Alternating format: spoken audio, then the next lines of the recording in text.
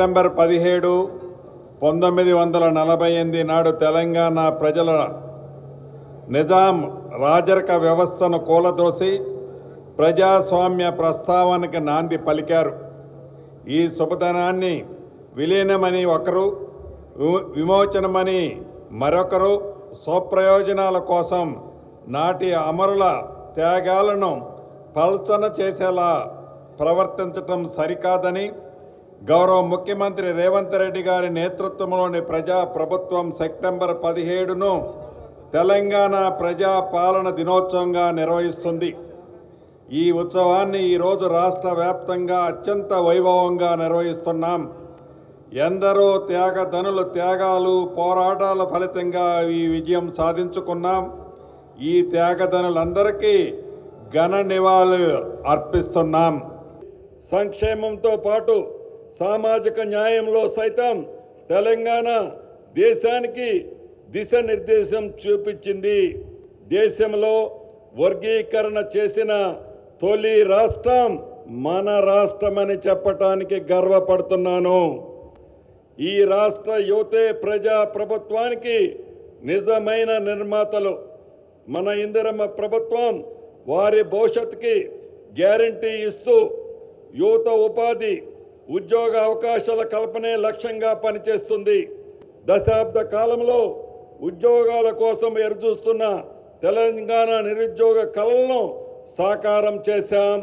21 మాసాల కాలంలో 60,000 మందికి పైగా ఉద్యోగ నియామక పత్రాలు మన ప్రభుత్వంలో ఇచ్చాం. పారిశ్రామిక విధానాలకు మరింత మెరుగుపరుచుకుంటూ తెలంగాణను పెట్టుబడులకు నిలయంగా మార్చాలనే లక్ష్యంతో ప్రభుత్వం ముందుకు వెళ్తుంది. ఇప్పటికే లక్షల కోట్ల రూపాయల పెట్టుబడుల్ని సాధించుకోగలిగాం. తెలంగాణలో చివరి ఆయకట్టు వరకు సాగునీరు ఇచ్చే ప్రణాళికతో పెండింగ్ ప్రాజెక్టులకు లక్ష్యాలుగా నిర్దేశించుకొని పూర్తి చేస్తున్నాం. 10 ఏళ్ల పాటు ఈ రాష్ట్రాన్ని పాలించి గత పాలకులు అద్భుతాలు చేశామని, ఎన్నో ప్రాజెక్టులు నిర్మించామని గొప్పలు చెప్పుకున్నారు. కానీ వాస్తవానికి రీడిజైన్ పేరుతో ఆర్థిక దోపిడీకి పాల్పడ్డారు గత ప్రభుత్వంలో పరిపాలకులు. దీనికి చక్కటి ఉదాహరణ ఈ జిల్లాకి పక్కనే ఉన్న కాళేశ్వరం ప్రాజెక్టు పరిస్థితి ఏమైందో ఈ వరంగల్ వాస్తవాలకు బాగా తెలుసు. తెలంగాణని సస్యశ్యామలంగా మార్చేందుకు ఇందిరమ్మ ప్రభుత్వం చిత్తశుద్ధితో పనిచేస్తుంది. ఈ ప్రాంతానికి ప్రధానంగా సాగునీరు, తాగునీరు అందించే దేవాదుల ప్రాజెక్టుని గత ప్రభుత్వం నిర్లక్ష్యం చేసింది. ఈ ఇందిరమ్మ ప్రభుత్వం 2026 డిసెంబర్లోగా పూర్తి చేయాలనే లక్ష్యంతో ముందుకు నడుస్తుంది. 10 ఏళ్ల తర్వాత పేదల సొంతింటి కలను మళ్లీ రెక్కల తొడిగించాం. ఇందిరమ్మ ఇల్లు నిర్మాణం ఇవాళ గ్రామాల్లో పేదల ఆత్మ గౌరవ ప్రతీకగా కనిపిస్తుంది. తొలి విడతగా ప్రతి నియోజకవర్గానికి 3,500 ఇళ్లు మంజూరు చేశాం. ఇవన్నీ శరవేగంగా నిర్మాణాలు జరుగుతున్నాయి. ఈ జిల్లాలో కూడా వేలాది ఇళ్లు వివిధ నిర్మాణ దశలో ఉన్నాయి. ఈ నెల 3వ తేదీన భద్రాద్రి జిల్లా అశ్వరావుపేట నియోజకవర్గంలోని చండ్రగొండ మండలంలో బెండాలపాడు గ్రామంలో ఇందిరమ్మ ఇండ్లకు గౌరవ ముఖ్యమంత్రి రేవంత్ రెడ్డి గారి చేతుల మీదుగా గోప్రవేశాలు కూడా చేశామని చెప్పడానికి సంతోషిస్తున్నాను.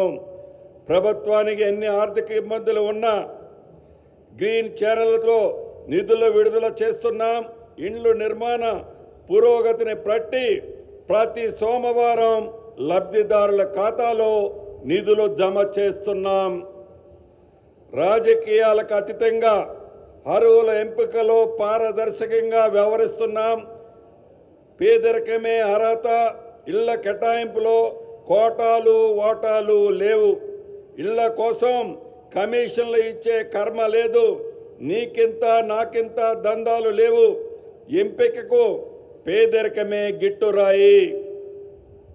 అడవులను నమ్ముకొని జీవించే చెంచులకి సైతం చరిత్రలో తొలిసారి ఇందిరమ్మ ఇళ్ళు కేటాయించాం. గతంలో ఏ ప్రభుత్వం ఇల్లు ఇవ్వాలని ఆలోచన రాలేదు. నల్లమల్ల బిడ్డగా వారి సాధక బాధకలు తెలిసిన వాడిగా చెంచు కుటుంబాలకు ఇందిరమ్మ ఇళ్లను మంజూరు చేశాం. రాష్ట్రంలో 4 ఐటీడీఏ ప్రాంతాల్లో 22,016 ఇందిరమ్మ ఇళ్ళు కూడా ఇచ్చాం. తెలంగాణ రాష్ట్రంలో భూ సమస్యల పరిష్కార లక్ష్యంగా ప్రజల కోరిన భూ వివాదం లేని తెలంగాణ ఉండాలనే సంకల్పంతో ప్రజా ప్రభుత్వం చరిత్రాత్మకమైన భూభారతి చట్టాన్ని తీసుకువచ్చింది. ఏప్రిల్ 14వ తేదీన భూభారతి చట్టాన్ని గౌరవ ముఖ్యమంత్రి రేవంత్ రెడ్డి గారి చేతుల మీదుగా ఆవిష్కరించుకోవడం జరిగింది. రాష్ట్ర వ్యాప్తంగా 3 విడతల రెవెన్యూ సదస్సులు నిర్వహించాం. ఈ రెవెన్యూ సదస్సులో వచ్చిన దరఖాస్తుల్ని పరిష్కారం చూపిస్తున్నాం. ఈ హన్మకొండ జిల్లాలో భూ సమస్యలు శాశ్వతంగా పరిష్కారం అవుతాయని హామీ ఇస్తున్నాను. గ్రామ స్థాయి వరకు రెవెన్యూ సేవకులను అందిస్తామని ఎన్నికల్లో ఇచ్చిన హామీని నిలబెట్టుకున్నాం. రాష్ట్ర వ్యాప్తంగా 10,954 రెవెన్యూ గ్రామాలకు క్లస్టర్ల వారీగా విభజించి గ్రామ పరిపాలక అధికారుల్ని నియమించాం. గౌరవ ముఖ్యమంత్రి రేవంత్ రెడ్డి గారి చేతుల మీదుగా ఇదే నెల 5వ తేదీ నియామక పత్రాలను కూడా అందజేయటం జరిగిందని చెప్పడానికి సంతోషిస్తున్నాను.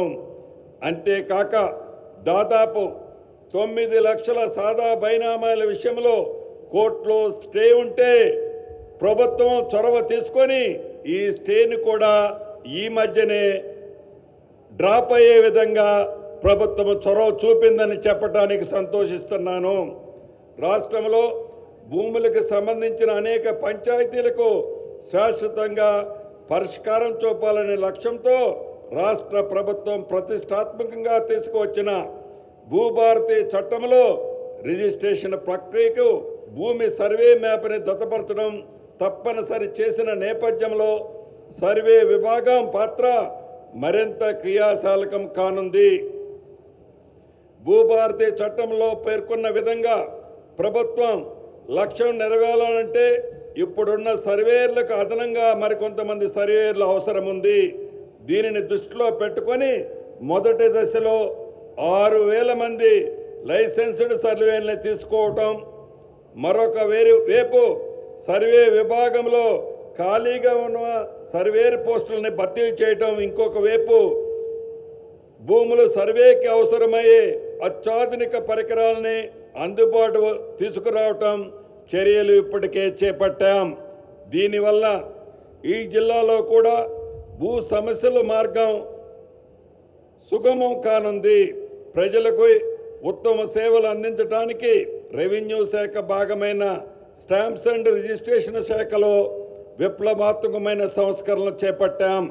ప్రజల సమయాన్ని ఆదా చేసే విధంగా పారదర్శకంగా అవినీతి రహితంగా సేవలు అందించేలా రాష్ట్రంలో అన్ని సబ్ రిజిస్ట్రార్ కార్యంలో స్లాట్ బుకింగ్ విధానాన్ని తీసుకురావటం జరిగింది. మరింత సమర్థవంతమైన సేవలు అందించడానికి వీలుగా సబ్ రిజిస్ట్రార్ కార్యాలయాల్లో పునర్వ్యవస్థీకరించు అధునాతనిక సౌకర్యాలతో మొదటి విడతలో హైదరాబాద్ ఔటర్ రింగ్ రోడ్డు పరిధిలో ఇంటిగ్రేటెడ్ సబ్ రిజిస్ట్రార్ కార్యాలయాన్ని నిర్మించే క్రమంలో మొన్ననే శంకుస్థాపన కూడా చేసుకున్నాం. నిజాం కాలం నుంచి నక్షాల లేని 413 గ్రామాలని గత ప్రభుత్వం 10 సంవత్సరాల్లో పట్టించుకోలేదు. దశాబ్దాల నాటి ఈ సమస్యకు పరిష్కారం చూపాలన్న లక్ష్యంతో ప్రతిష్టాత్మకంగా 5 గ్రామాల్లో విజయవంతంగా సర్వే నిర్వహించాం. త్వరలో మిగిలిన గ్రామాల్లో కూడా సర్వే ప్రారంభించబోతున్నాం. తెలంగాణ సమాజానికి పునాది మహిళలే.